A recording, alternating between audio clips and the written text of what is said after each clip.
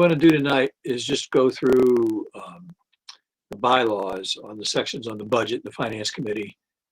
The background on this is that they had little different versions of this that they had put together with the committee at that time. And we were offered the opportunity to talk to them. And so we spent quite a bit of time and attended 3, 4, or 5 meetings over the course of a couple months, and laid out what we think was a slightly different story from, I think, the one they had been working from, for what was needed and required and who was doing what. And I think there was also some misunderstanding about some things that had happened in the past, which we cleared up by showing a whole series of emails that had gone back and forth to explain exactly what happened. So we had an opportunity to work with them and put together the version that if you read the bylaws in those sections that you see there. I think the principal change is this.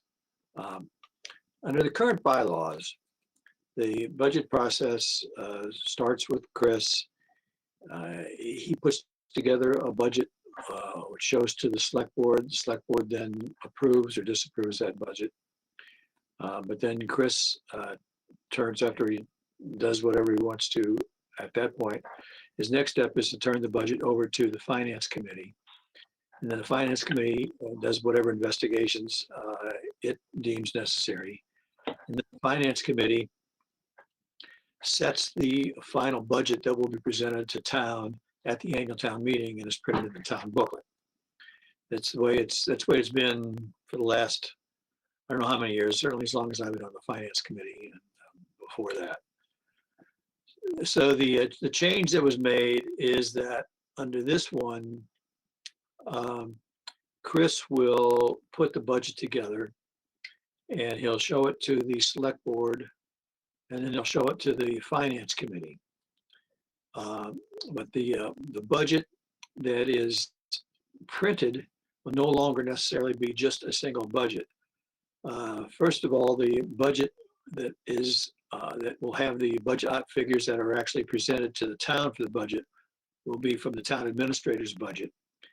And then in the printed booklet that goes to the town, there'll be an opportunity for the finance committee or the select board or both to print a recommendation if it differs from the town administrator's recommendation for any of the budget items that it so desires.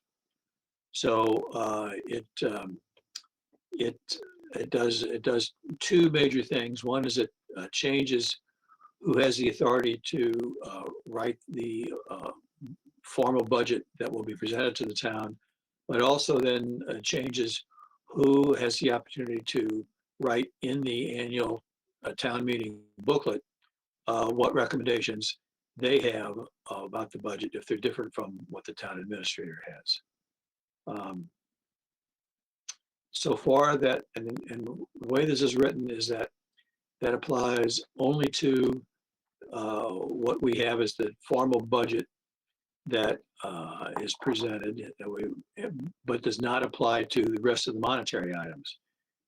Finance committee is required by law to comment on all monetary items, but the things that are in the warrant articles, we will not have an opportunity beforehand to express an opinion or express a different figure or anything else about the warrant articles. It's the way it is now. But we will still be required to speak at town meeting about the warrant articles that have financial implications. Bob, you think of anything else that's a major change? Well, one thing is the financial plan that we're supposed to come up with that the town will have to agree on, and which sort of, I think, still leaves us in the position of being in charge of the town finances. If you set the rules, everybody pretty much has to live by them. Obviously, from year to year, you can have exceptions and maybe never meet your goals, but in the long run, I think we're still controlling finances. The issue that the issue that pervades the entire process that I've always thought was the key thing is that in the current bylaws, basically the finance committee is the only group in town that is charged with being unbiased in their presentations, unbiased in their thought processes. Nobody else is charged with that.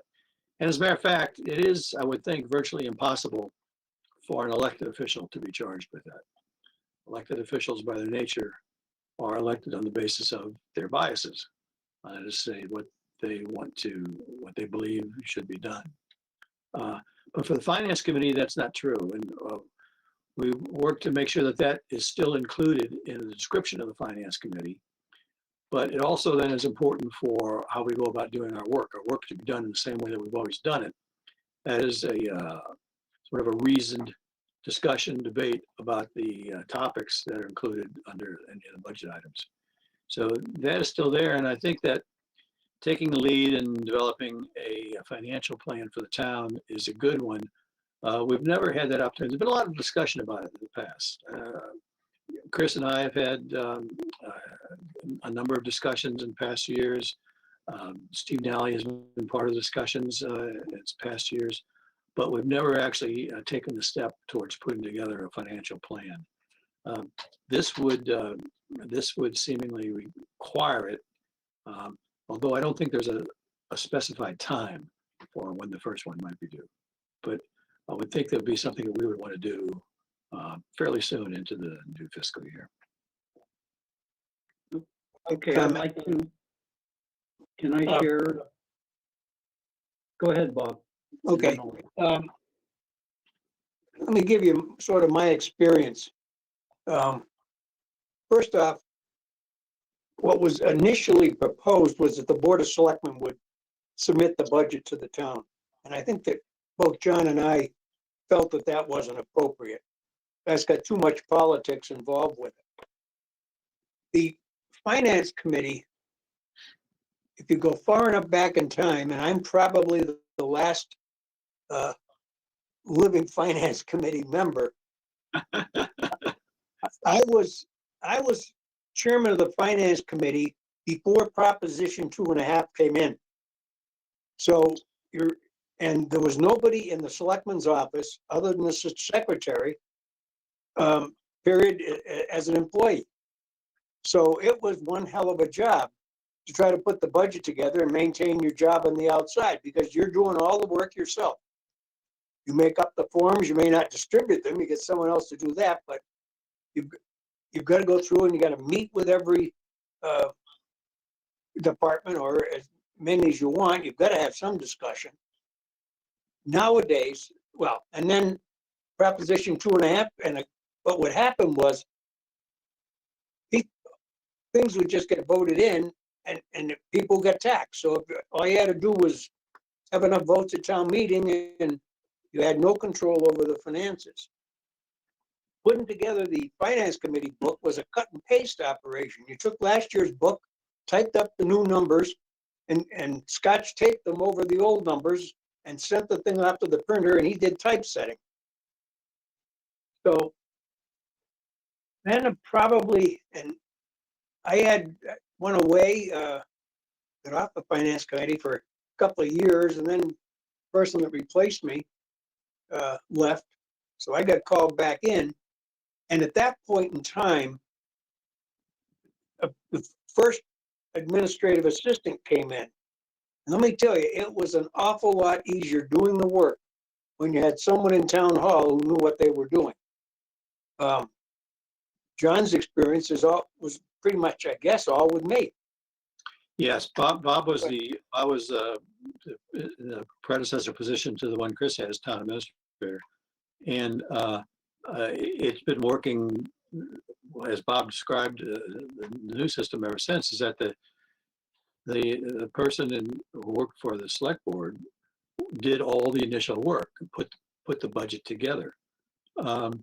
With the town administrator, the further extension has been that It used to be, when Bob was there, it used to be that the finance committee still actually interviewed every department and every elected official. I mean, we had meetings that went on for hours and hours and hours, and took a long time spread out over days as we actually talked with everybody who had anything to do with putting a budget together. And the town administrator has taken over that chore. The town administrator now does all the initial work of talking to all the other elected officials. The town departments all report now to the town administrator, so he gets intimately involved with those budgets. And he knows what he's doing, just like Bob before him understands the finances of the town, understands where the pressures are, understands where the financial pitfalls might be. So it makes the whole process for the town as a whole just go infinitely smoother, and gives it, I think, a whole lot more credibility. And then, of course, now, as Bob mentioned, since we've come under the constrictions of Proposition 2.5, there really does have to be more than just a reasonable amount of thought. There has to be some real thought that goes into what you're going to put forward for a budget, because you can't just tax anymore to allow people to do whatever they want. Okay, Because of all that, I'm a strong believer that you need professional management doing your budget for you. I don't think to rely upon volunteers, you're going to end up with anywhere near the efficiency and accuracy that you'll get with a paid person. But one thing that we did was to make sure that the town administrator's description or job description carried with it enough so that he would be a financial individual, not, we'll say, a grant writer necessarily, or somebody who was an activist, but someone with nuts and bolts financial acumen. And when Chris was hired,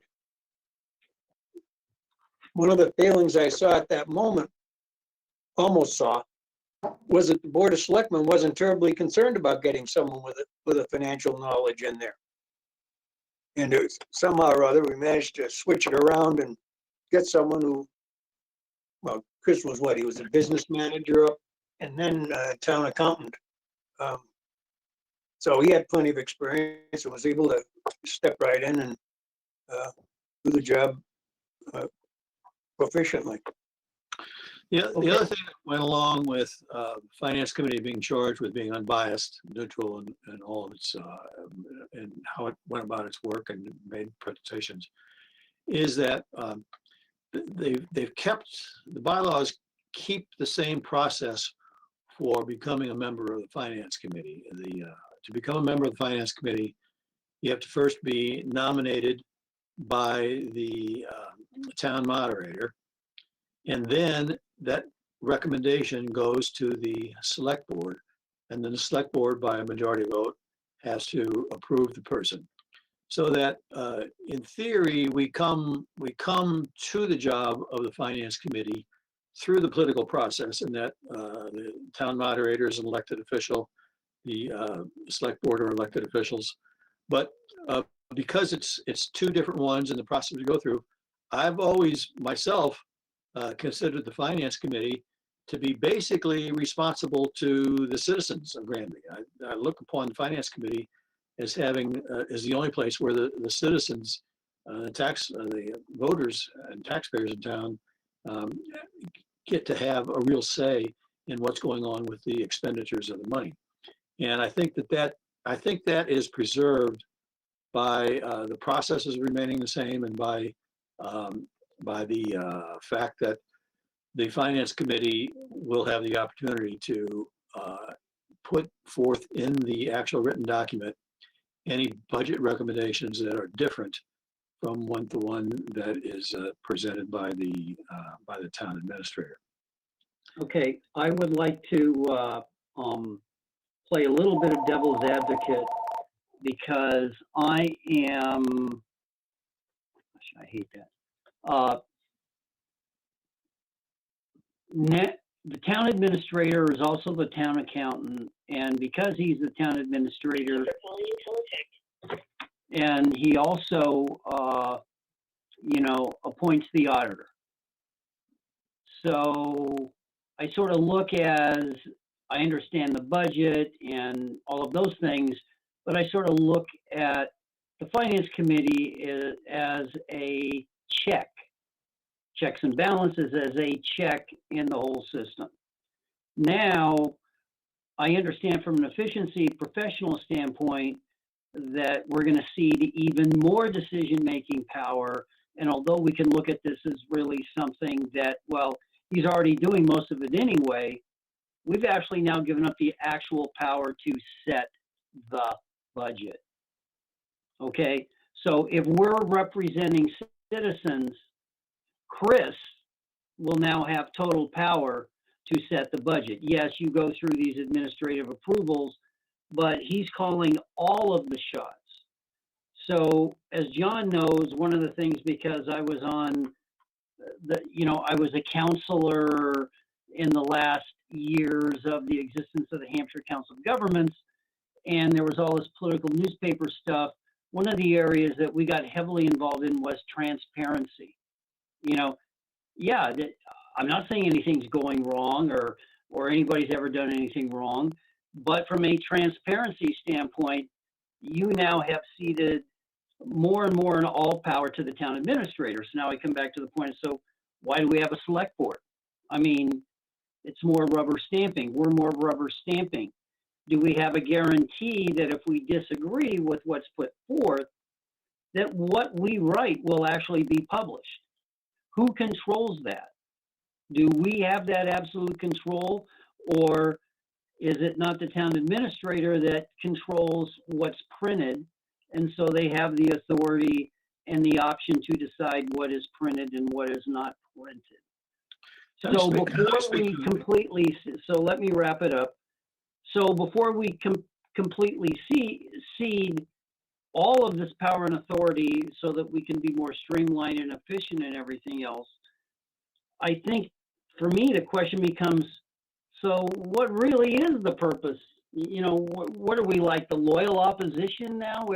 If we write something that's different, or I guess we're going to write an opinion that agrees too, I suppose.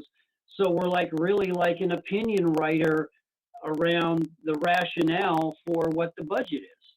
So to me, that's just sort of going, I was on the committee a long time ago, and John and I remember bringing everybody in and how many hours and tedious it was, and how much my wife complained that, I wasn't available to spend more time with the kids because she needed.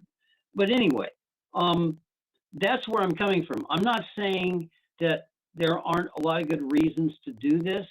I'm just saying that in doing this, what are we now? We may represent the citizens, but what do we need a finance committee for? We're just a rubber stamp, because all the decisions are already made. As long as it balances and, we have enough funds from free cash and from all of these other spots, Chris totally dictates the budget, period, with no option for anyone else to have any meaningful decision-making capacity. So well, let me speak to a number of those points. I think the most important one is that right now, and I think into the future, we do have the opportunity to have a strong voice. The fact that Chris does the initial work and does all the original information gathering doesn't mean that we can't do whatever it is that we feel is necessary for us to find out about the budget. Right now, before this committee ever meets, I myself, over the past years, have spent anywhere from 2 to 5 hours talking with Chris and going into details on my stand-up. We get virtually every piece of information that there is. Not necessarily every piece, and we wouldn't want every piece, but we get more information than a lot of people might think reasonable. If you take a look at what's in the spreadsheets that we get, the detail that's in the budget items is enormous. And before we meet, I spend that time going over virtually every item in the budget, concentrating on the ones that look different from trends in past years. And Bob was with me this year for that. We had such a short time to get this stuff done this year. And I thought it'd be better if two of us went in and worked at it. It might get done in a shorter time, and it did, in fact, because we could do things in fewer meetings. But I've never felt that we've had anything other but than complete freedom to be able to put forth what we want to say and how we want to say it and the numbers that we want in the budget. We can check checking the way things are written, but for example, the write-up that we do for the annual town meeting budget is still there as a requirement, and we're required to speak to any of the items that have any kind of monetary significance. And there is nothing in the bylaws that says that anybody has the right to edit what it is we say. And nothing we have ever wanted to say has ever been edited. Well, I've been there. Okay, So, but what I'm saying here, no, but we're now ceding power. With this bylaw change, we are ceding power. So to a degree, so all I'm going to ask is there language in this bylaw, in this change, that specifies that, that the finance committee, will submit its comments unedited by anyone else.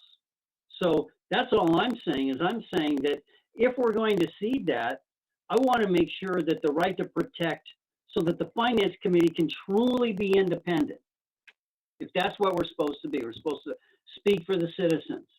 Because as you know, I mean, we often say very unpopular things. I mean, when it comes to parents and kids and school budgets and that, you got that side and you got this side. So all I'm saying is that I understand why we want to go in this direction, but at the same time, I want to define or carve out at least some, some level of power so that we have that autonomy that we say we have right now.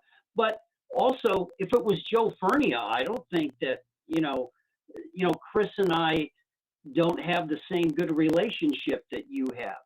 So if it was somebody else, maybe you don't get as much stuff being shared. Maybe you don't need it. So I'm just saying that if we're going to give up the power, I want to preserve a certain level of autonomy that gets through to the townspeople if we're going to truly serve that role as representing the citizens and not just the powers that be that make their political decisions or whatever they're going to do in the operation of the town. Do you have a copy of the bylaws or the proposed bylaw there, Joe? No, I haven't seen it. You haven't seen it? Okay, look, I'll try. Somebody needs to email it to me. So I sent an email around yesterday to everybody that contains the URL of where you go on the town website to get to the Okay. Then I'll look for that. Then I'll look for that email and I'll read the bylaws. But I'm just saying, from what you've explained, I understand the rationale. I just want everybody to understand that my position is checks and balances, autonomy, that kind of thing. And so I don't want, something to sort of be at the discretion. It should be part of the rights or duties of the finance committee, not just at the discretion of the town administrator or select board. That's just how I feel. When you get a chance to read the bylaw, when everybody gets a chance to read the bylaws, you can take a look specifically at the things that are said. And I think it's basically covered, at least by. Okay. Then if it's covered, I'll find it. Yeah. But if not, I mean, it shouldn't be a problem to throw in the word unedited someplace in there, but I don't know if that's really going to be necessary. Another thing, though, Joe, is that you made your comment about we sometimes say unpopular things. I don't think anybody's going to want to take that away from the finance committee, because there's certainly no elected official who's going to go out and say very many unpopular things, and there's certainly no employee who's going to go out and say unpopular things. So that function has to be done someplace in town, and I think we're the designated body to do that. Yeah, but we're still filtered because we still have to be appointed by the select board. And they have their political stuff. Well, I mean, it's a you know. two-part process. It's a two-part Yeah. process. The town moderator and the select board are all involved. So it's not just the select board. Okay. Okay. So John, how does the renewal work? You know, after the 3 years, is Same thing. select board Their- and the moderator Their still, appointments are by 3 years, and Right. then we're appointed again. So it's Okay. it's technically not a renewal. It's an appointment for a 3-year through the same process? Gotcha. same process, same process. Joe, when you said we gave up authority, that, in my mind, yes, we did. However, the finance committee has never been bashful about making an amendment to a motion. So if what the town administrator wants is is the way the motion is read, any member of the finance committee can stand up and say, we recommend doing something other than that. Which is you're not quite, to defeat an amendment is a little harder than to pass the original amendment. But we still have the wherewithal to do it. Yeah. One other thing you mentioned, and I sort of agree with it, was your comment on accountant and auditor and so forth. And I agree, but there is nothing, I don't think, in this bylaw that says the town administrator shall be the accountant.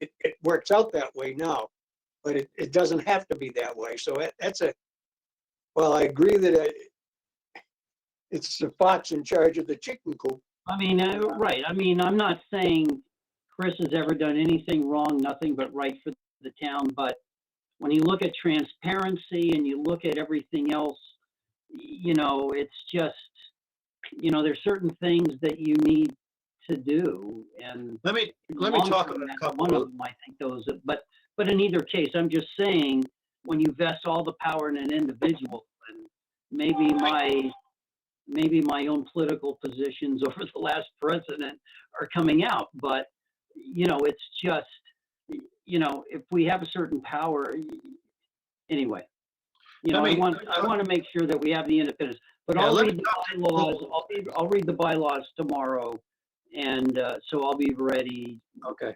All right. Let me just say though, in brief, that in terms of whether or not we have less power to prepare the budget, I don't think that's correct, because it's still written in to the bylaws that the finance committee has the authority to request any information from anybody for doing the budget. And we can in fact, if we wanted to, bypass every piece of work that the town administrator does in putting together the budget and start from scratch. We can go and interview every department head, every elected official, have them go over the budget line item by line item with us.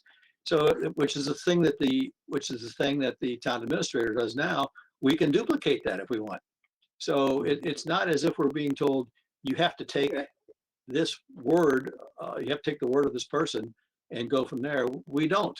We only do that because we believe that it's working best. Also, Well, Hey, John, this is Rich. Yes. Sorry I was a little late, but you know, in reading it, you know, looking at budget process portion of the bylaws. Yeah. You know, stating clearly that the select board and finance committee shall review the proposed budget, and each shall make its own recommendations about the proposed budget for the town. Right. So, you know, it's clear that, you know, they want us to act as independent advisory in terms of the budget, and it says all town officials and financial records shall be made available for this purchase. Yeah, and that was certainly my impression when I spoke, when Bob spoke with the bylaw committee. They don't want us to go away. No. They were trying to, I think, to include more people and put a little bit more politics into it. Then it does also go on to say in the next paragraph, the booklet shall also include any budget recommendations from the select board or the finance committee which differ from the town administrator's budget. Right. Okay, So it said, so anything we publish, and of course, we're having public meetings here where these decisions or thoughts, and Joe, I agree with you, sometimes unpopular, would be discussed in a public forum already here in a public meeting. So if they were ever not included in the booklet, it would be pretty clear and obvious. Yes, okay. yes. Also, let me speak about something else, because I and past finance committees were involved in this in some detail. Years ago, the town had a separate, well, not the auditor. The auditor was always separate. Had a separate.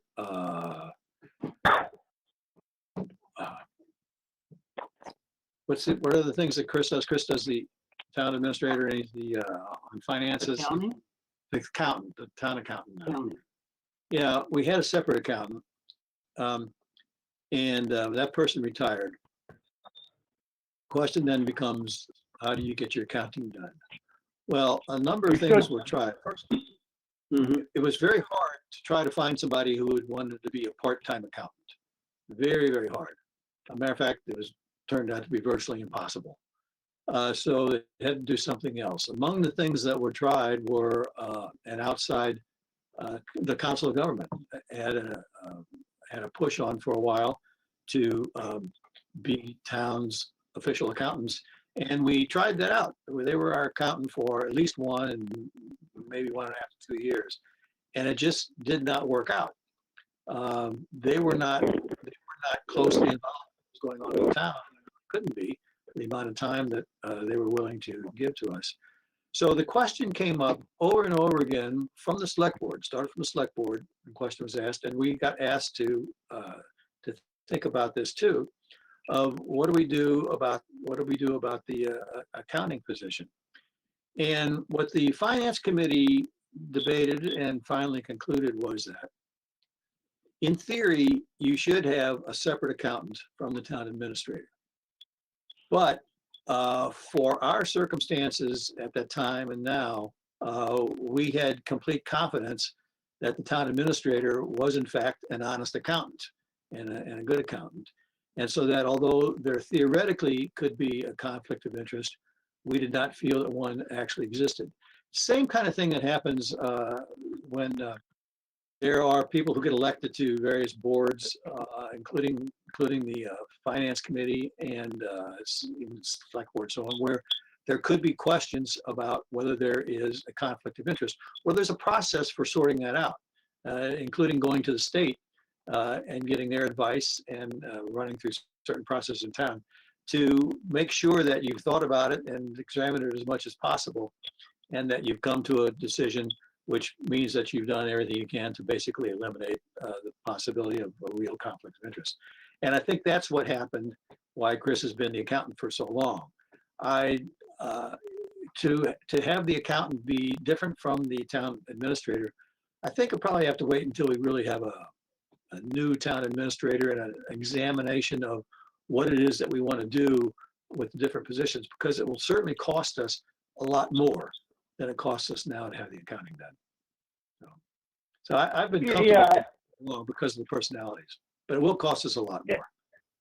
And again, notwithstanding the current state or the people in positions, just from just clear governance perspective, they should be separate, right? Right.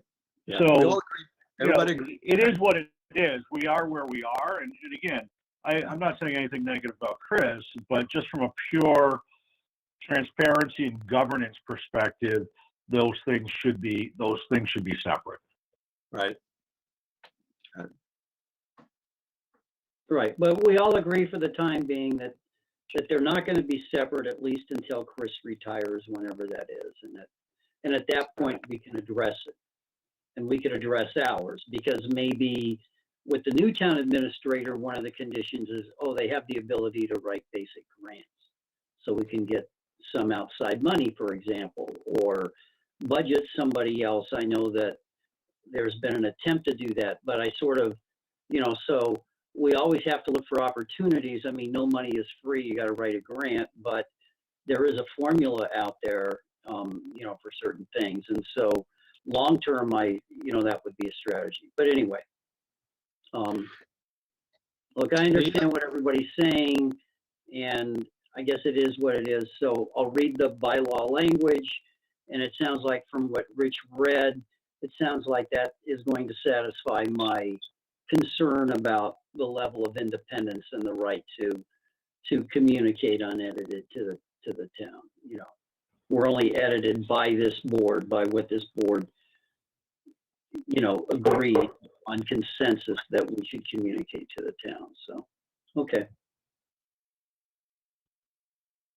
I'm done, John. Okay. So, John and Bob, so you guys, spent a lot of time working through this. And, we didn't really like the concept initially, and now it seems like you guys are on board. So there isn't really anything that you're thinking that we need to adjust or adapt or ask them to modify? Well, that's the purpose of getting us together as the committee and looking at what it says and see if we're comfortable with it. As I said, my concerns have been that I think a lot of others have viewed the finance committee as, because of the process, as being the time for real input from the voters in town to what's going on, and I think that protects it. But let me tell you something else that I discovered in our process of talking with the finance committee. With the bylaw committee. I sent an email just before this meeting, not in time for you to actually get together, for you to actually read it, but it's entitled on the fiscal year 2020 budget authority backup. And it was very interesting. What I did was I sat down with the 2020 budget that was approved. And I went through and I asked myself these kinds of questions. In this budget, how much of this budget really, from the point of view of taking a realistic look at the budget, was non-discretionary? That is, no matter who wanted to do what, we really had to do what was in the budget. There was not much of a choice. It might have been a choice as to how much to spend, but not whether a significant amount of money had to be spent on certain things. There are some items which are basically non-discretionary. They have to be approved. The functions have to be done, and you have to finance them. There are also items which are recommended by the select board. They're not recommended. They're not, in theory, coming from the town administrator, and they're certainly not coming from the finance committee. And so I looked at the things and I broke out what I thought were the items that were really recommended by the select board. The third category was the amount that's required for schools.